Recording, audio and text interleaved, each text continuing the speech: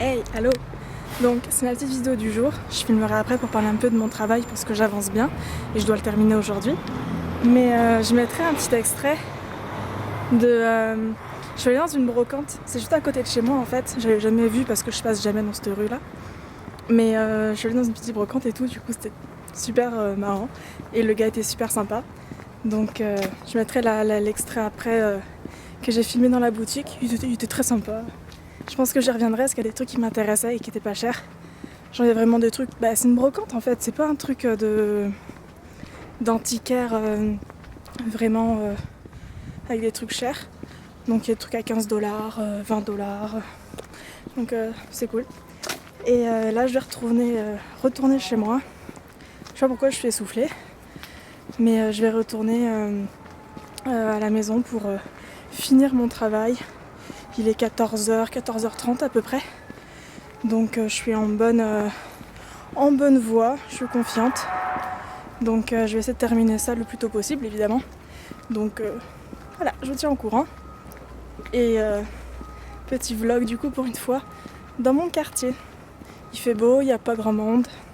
Bah, c'est mon quartier résidentiel, hein, donc évidemment c'est tout le temps un peu tranquille.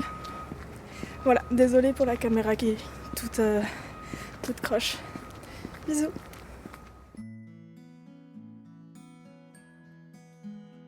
Je peux faire ça.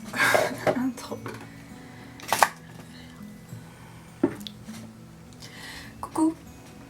Donc, j'ai rendu tout à l'heure mon devoir. Donc le devoir sur Princesse Mononoke Paprika. Vu que je l'ai rendu, je l'ai terminé, ça veut dire, et donc que je peux en parler de façon un petit peu plus organisée. Donc le titre final du travail, c'est Les héroïnes dans Princesse Mononoke et Paprika, des modèles d'émancipation féminine en confrontation avec les stéréotypes de genre.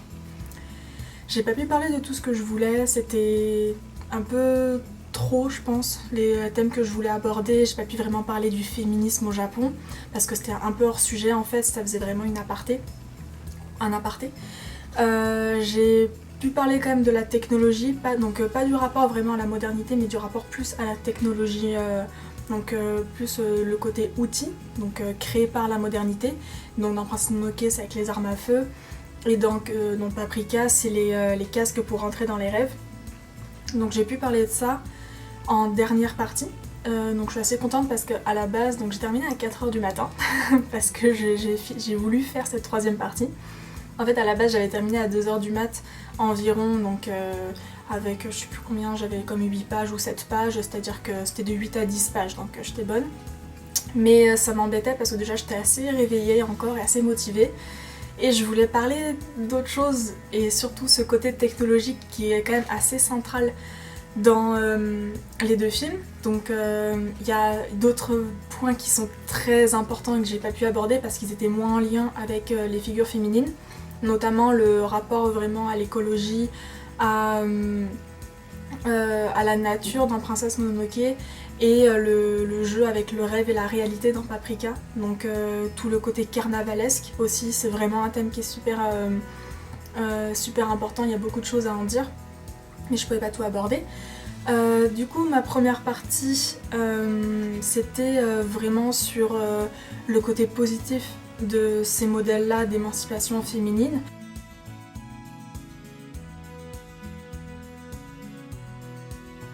Donc qui les montre comme fortes, indépendantes, violentes aussi, parce qu'elles sont des guerrières.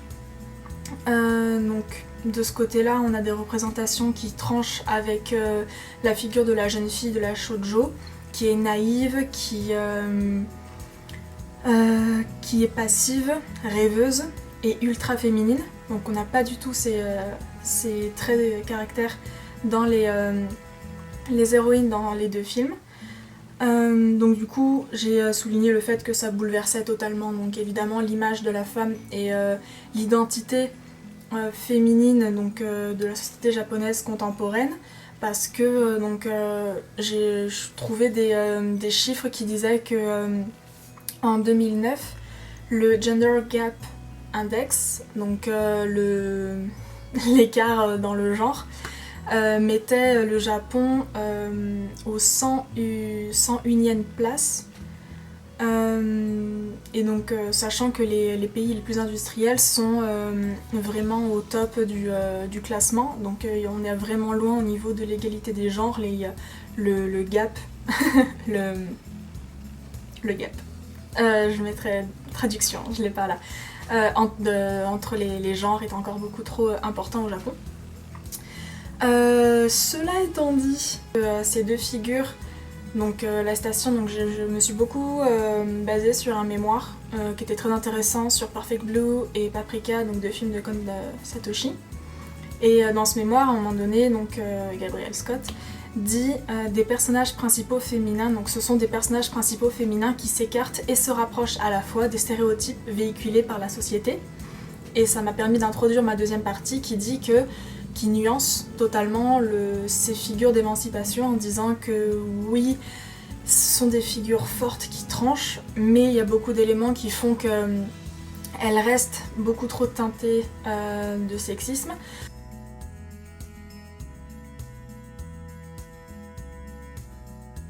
Notamment donc ça va spoiler, je suis désolée, mais comme les autres vidéos, etc.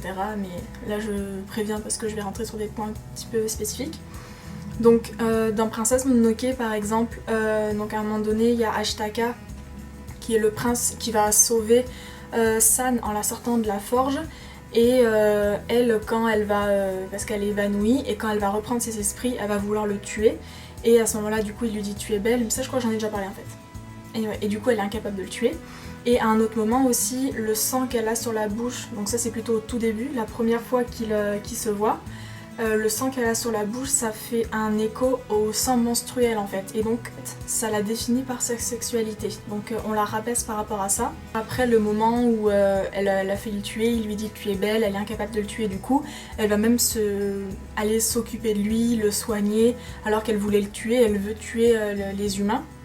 Mais là elle est plus capable parce qu'il a fait réveiller en elle, on va dire, ce côté de la féminité, de la sensualité, et donc ça a réveillé une certaine humanité, mais qui l'a aussi fragilisée parce que ça l'a empêchée d'aller au bout de ce qu'elle veut faire, donc comme je viens de dire, tuer les humains, ça l'a affaiblie. Ensuite, dans Paprika, dans Paprika, on a un passage vers la fin, donc évidemment ça spoil, où Paprika est attrapée dans le rêve par un des collègues de Chiba. Donc pour refaire, du coup, Chiba c'est la scientifique dans la réalité, Paprika c'est son alter ego fantasmé. Donc Paprika dans le rêve se fait attraper par Osanai qui est rentré dans le rêve. Osanai qui a toujours été amoureux de Chiba et qui projette du coup son amour sur Paprika parce que dans cette dimension là du rêve, il peut avoir le contrôle et il peut atteindre pour une fois donc cette personne dont il est amoureux. Il y a une scène très difficile où il y a une tentative de viol en fait, parce que elle est sur une table, elle ne peut pas bouger et il va lui passer la main sur son corps.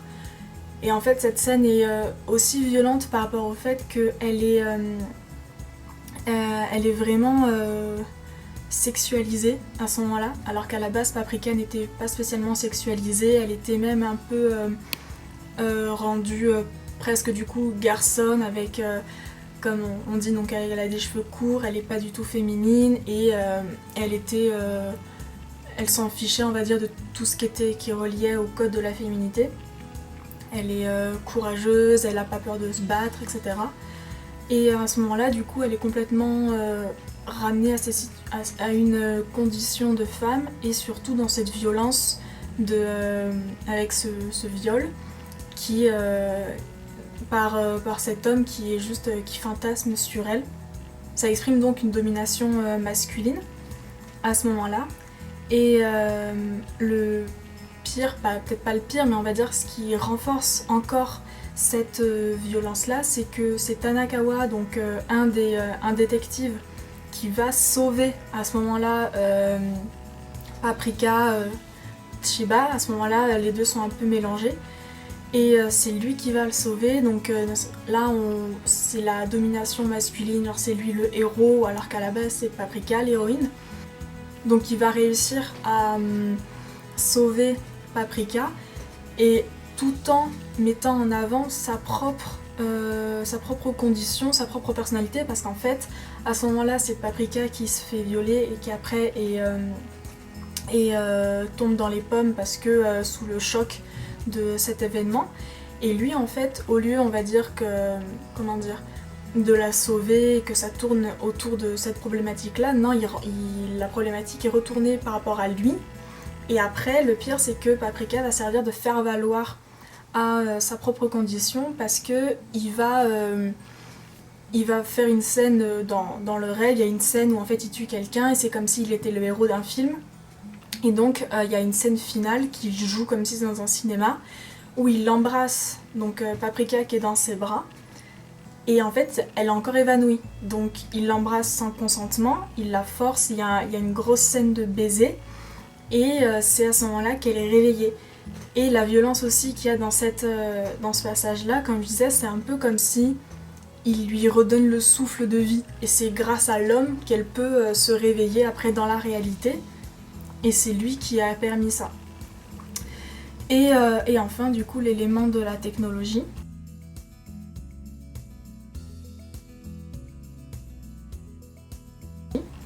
J'ai un peu la gorge sèche, désolée, je parle mal.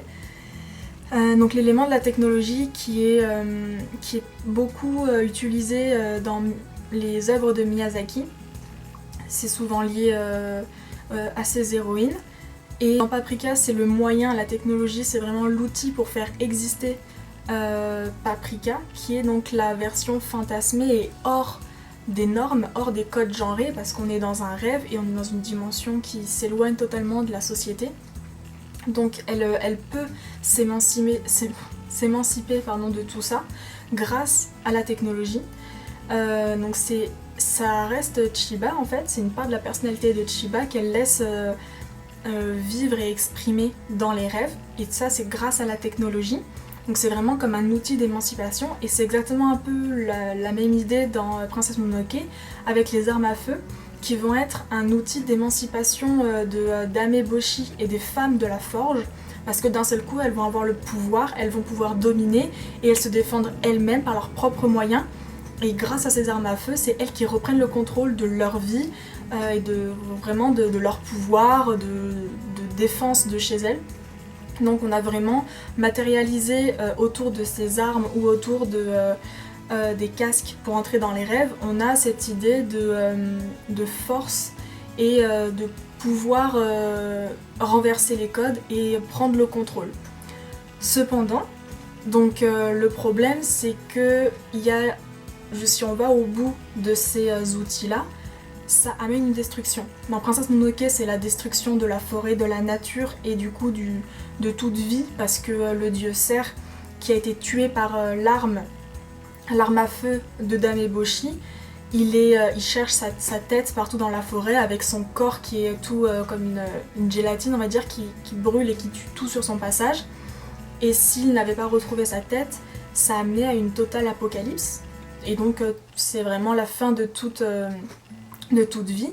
Et dans Paprika, la même chose, c'est que le méchant, s'il avait gagné et donc qu'il avait complètement envahi la réalité du rêve et du coup plutôt de ce cauchemar très sombre, ça serait vraiment une totale apocalypse qui serait arrivée, parce que tout était déjà en train de se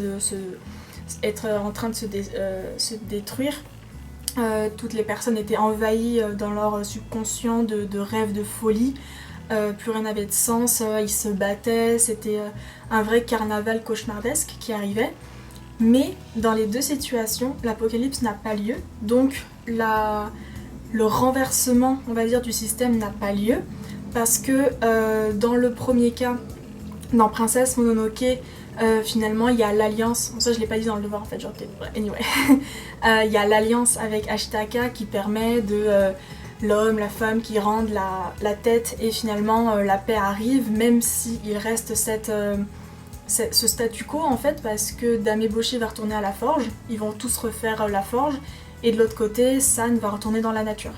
Donc on a une sorte de retour initial, sauf que on pense que de toute façon ils vont pas avoir de nouvelles guerres parce qu'ils ont compris, on va dire qu'il y a eu une certaine maturité dans les combats, mais on retrouve une situation initiale, donc ça n'a rien changé, le dieu cerf a retrouvé sa tête même s'il a disparu, la nature revient, la forge va reprendre, San retourne dans la nature, voilà. Et même si du coup le fait que San retourne dans la nature et ne suive pas Ashitaka, c'est quand même un côté positif parce que elle reste fidèle à elle-même jusqu'à la fin, mais elle retrouve la même condition, c'est-à-dire qu'il n'y a pas vraiment de renouveau, même si du coup, la forêt dans un sens est protégée. Et dans Paprika, Chiba va choisir donc de reconnaître son amour pour Tokita. Et élément intéressant, c'est que Tokita est un obèse, un scientifique, un génie avec qui elle travaille, et donc c'est un obèse. Et elle l'aime, et il est de temps en temps, donc on utilise son physique comme une description, mais le fait qu'elle tombe amoureuse de lui, et il y a beaucoup de tendresse par rapport à ce personnage, il n'est pas montré comme un monstre, on va dire, il est surtout montré comme un génie, c'est surtout ce qu'on retient en fait. Donc déjà je trouvais ça intéressant au niveau de la représentation des corps, même s'il y a beaucoup d'autres choses à dire, mais je me suis pas assez penchée là-dessus pour pouvoir faire une analyse. Mais du coup, Chiba va reconnaître son amour en fait pour Tokita et décide de se marier. Et en fait, à ce moment-là, elle va délaisser Paprika. C'est-à-dire que en se rangeant en tant que femme mariée et plus traditionnelle, elle va délaisser son côté fantasmé libre. Et on retourne à une situation initiale, c'est-à-dire que j'ai pas le souvenir que il n'y a pas explicitement dit qu'ils vont reprendre la recherche sur les disséminés ou ils vont tout arrêter, etc. Mais on retrouve la situation initiale, les scientifiques. En plus, même au-delà de ça, elle va se marier et Paprika, du coup, semble disparaître, vivre sa vie, mais détachée de Chiba. Et on retrouve une situation même initiale. Donc dans les deux cas, la technologie permettait donc l'émancipation des héroïnes, mais finalement il y a quelque chose qui a empêché que cette émancipation soit totale, parce que ça signifiait une apocalypse, ça signifiait tout détruire pour recommencer et reconstruire un système différent en fait. C'était un peu comme on est dans une société patriarcale, sexiste et oppressive par rapport aux femmes. Elles ont des outils pour se libérer, mais si elles utilisent totalement ces outils, les conséquences sont trop grandes et donc on ne peut pas leur permettre d'accepter ça. Donc voilà, c'était un peu ma conclusion. Enfin, ma conclusion, j'étais un peu salty, je sais pas si on dit ça comme ça. Mais du coup, ma dernière phrase, c'est à moins que cela ne soit qu'une peur des auteurs masculins de faire exister, même fictivement, la réussite d'une révolution féministe qui renverserait le système patriarcal. Du coup, ils ont peur de ça, donc ils peuvent même pas le faire exister dans une fiction. Et par rapport à ça, du coup, il y a l'image de la... Comment ça s'appelle ? C'était vagina dentata. C'est un terme en psychanalyse, mais aussi un terme qui représente une peur des hommes. C'est l'image d'un vagin avec des dents, et ça représenterait l'image d'une peur de castration des hommes par les femmes. Et donc c'est représenté avec l'image dans Paprika. D'un moment donné, Paprika qui devient immense et qui avale tout, donc c'est avec sa bouche, mais elle est nue et elle avale tout comme ça, et donc il y a vraiment cette image on va dire, où elle mange le mal. Le mal. Je termine ce devoir et j'ai 2-3 autres devoirs à faire bientôt. Donc je vais certainement refaire ce petit exercice parce que je trouve ça intéressant pour moi. Et peut-être pour vous. J'essaye d'être assez précise. Donc voilà. Si j'ai une bonne note au devoir, on n'est pas à l'abri de ça, pourquoi pas le partager. Après je mettrai dans la description un lien PDF ou quoi que ce soit pour lire mon devoir si ça intéresse des gens, si j'ai une bonne note, si ça vaut le coup ou pas, si c'est pertinent. Parce que s'il faut, je dis n'importe quoi depuis le début vu que c'est qu'une analyse personnelle. Voilà, donc j'espère que ça continue de tourner. Oui. Voilà, donc à bientôt. Et c'est la fin de ces 3 brouillons là. On verra si du coup j'en fais pour les autres. Et portez-vous bien, travaillez bien, croyez en vous. Et à la prochaine. Merci.